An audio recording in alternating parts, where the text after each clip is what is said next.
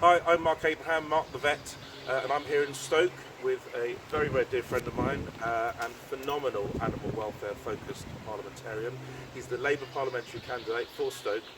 It's Rob Flello. Thank you, Mark. Great to see you here in Stoke-on-Trent, and really appreciate you coming up. I know you're going to ask me about issues of wider animal welfare, not just our little four-legged friends here. Absolutely. I mean, we're here with obviously your dog Diesel, who's an ex-rescue dog, rescued, adopted from a fantastic animal lifeline. But animal welfare is a massive issue in Westminster, and it's a huge issue here from your constituents, and a real mailbag filler. Absolutely. As well as dog welfare, you know, dog fighting, irresponsible breeding, puppy farming, dangerous dogs. What other animal welfare issues do you Well, huge number of issues, and take a very strong line on. I mean, the one that a lot of people are talking about at the moment is fox hunting, of course, and the appalling decision to allow a free vote to lift the ban on fox hunting. If I'm re-elected, I will certainly be opposing any changes because we can't allow fox hunting again. But then there's a whole range of other issues, from police dogs, for example, that are attacked. Why should they just be treated as a piece of equipment?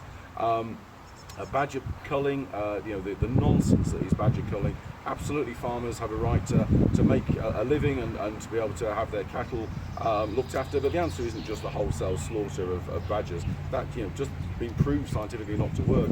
So a whole range of issues like that I hope, if I'm re-elected, to be able to address in Parliament and to really defend our wildlife, because at the end of the day, these are the things that make our life so much richer, never mind the actual sense of just protecting what we've got in this country.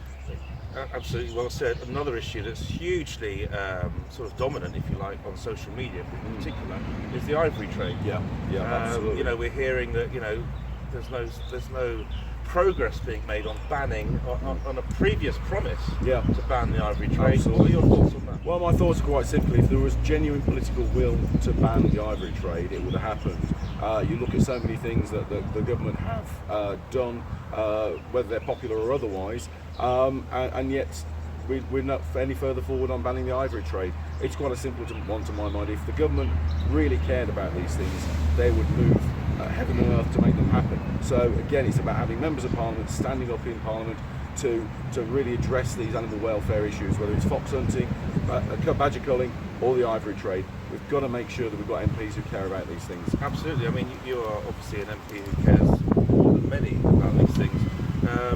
One thing that really gets me is this whole anything to do with animal welfare is basically a message of empathy and compassion, or lack of empathy and compassion, depending on which way it goes.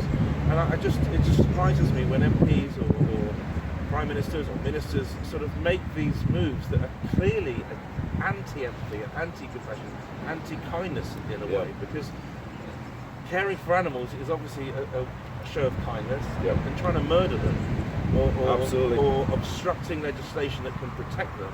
What sort of message does that send out? Well, I think sadly all too often what you see is that the same people who show no compassion, no regard at all for our four-legged companions, so the same level of disregard for the most vulnerable in our society. And I've certainly made it my mission as a parliamentarian, hopefully to continue to make sure that I stand up for all the most vulnerable in our society. And the only way, of course, I'm going to be able to continue doing that is if the good voters of Stoke South vote for me on the 8th of June. So if you care about animals and you're passionate about animal welfare and empathy and compassion and kindness, please vote for Rob Flello on the 8th of June, because he's an absolute legend. Thank you.